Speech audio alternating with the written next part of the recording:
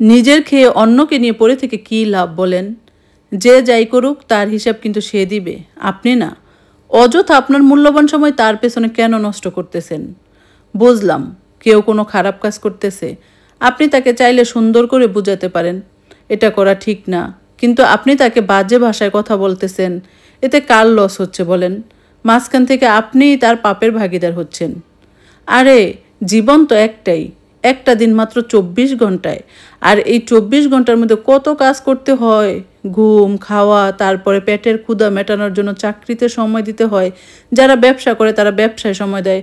মোট কথায় সময় কিন্তু নাই, সময় কিন্তু এই 24 ঘন্টা ধরা বাঁধা প্রত্যেকের জন্যই। প্রত্যেকটা ঘন্টা কিন্তু অনেক মূল্যবান। প্রত্যেকটা ঘন্টা কি, প্রতিটা সেকেন্ড আমাদের জন্য অনেক মূল্যবান। আর সেই সময়ে, এই মূল্যবান সময় আমরা অন্যের পেছনে নষ্ট করতেছি। আপনার একটুও খারাপ লাগতেছে না? এদিকে তো আপনি সময় নষ্ট করতেছেন, অন্যদিকে পাপ অর্জন করতেছেন। জীবন তো একটাই, তাই না? এই জীবনটা আল্লাহ আপনাকে দান করছে, আপনি আপনার জীবনটাকে আপনার কাজে ব্যবহার করেন, ভালো কাজে ব্যবহার করেন। অযথা কেন অন্যের লাইফ নিয়ে, অন্যের লাইফস্টাইল নিয়ে পড়ে আছেন? কে কী করলো, অনলাইনে কী করলো, অফলাইনে কী করলো, এগুলো নিয়ে পড়ে থেকে কোনো লাভ আছে? না এই থেকে আপনার 2টা টাকা ইনকাম হইতেছে, না আপনি সোয়াব অর্জন করতেছেন, আর না কেউ আপনার পরামর্শ নিতেছে। এই যে অনলাইনে আইসা দেখি অনেকের কমেন্ট বক্সে একটা খোঁচামেরা কমেন্ট করে দিলেন, এতে কি আসে যায় বলেন? আপনার এই কমেন্টটা হয়তো 2-4 জন রিয়েক্ট দিবে অথবা রিপ্লাই কমেন্ট করবে, কি লাভ? কিন্তু যাকে কমেন্ট করতেছেন সে তো শুধরাবে না।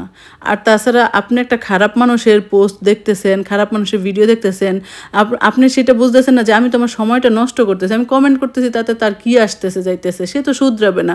সে যেমন সে তেমনই থাকবে, বরং আপনি আপনার মূল্যবান সময়টা তার পেছনে নষ্ট করলেন।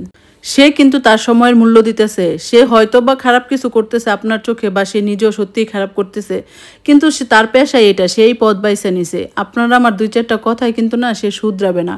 কিন্তু আপনি যদি নিজেকে ভালো রাখতে চান, নিজে পাপ করতে না চান, তাহলে আপনি আপনার পথে চলেন, অন্যকে নিয়ে খোঁচাখুচি করার কোনো প্রয়োজন নেই। তাছাড়া শুধু অনলাইন কেন, আমরা অফলাইনেও দেখি, আমরা প্রতিবেশী, তারপরে আত্মীয় স্বজন, অমুক তমুক নিয়ে খোঁচাখুচি করি, মানুষের লাইফস্টাইল নিয়ে আলোচনা করি। কি দরকার রে ভাই? কি দরকার মানুষের নিয়ে পড়ে থাকা বলেন? এত মূল্যবান সময় আমরা অযথায় মানুষের পেছনে নষ্ট করতেছি। তাই বলবো, মানুষের চিন্তা বাদ দেন, নিজের প্রতিটা মূল্যবান সময় নিজের কাজে ব্যবহার করেন। যদি তাও পারেন, না পারেন যে হ্যাঁ না আমার তো কোনো কাজ নাই, কিছু না, আমি কিভাবে সময় করব, ব্যয় করব, তাহলে এই যে এইরকম অনলাইনে পেজ খুলে নেন। অনলাইনে পেজ খুলে আপনি আপনার সময়টুকু এইখানে কাজে লাগান, 2টা পয়সাও আসলো, সাথে আপনার সময়টাও কাইটা গেল। মানুষকে নিয়ে পড়ে থাকার দরকার হইল না, তাই না? শুধু শুধু কি দরকার আছে নিজের খাইয়া নিজের ঘরে থাইকা আরেকজনকে নিয়ে পড়ে থাকার? আর দেখেন এখনকার সময়ে কেউ কাউকে মূল্য দেয় না, বুঝলেন? আপনার এসব নেতিবাচক কথাবার্তা কেউ শুনবেই না, তাই এসব বাদ দেন।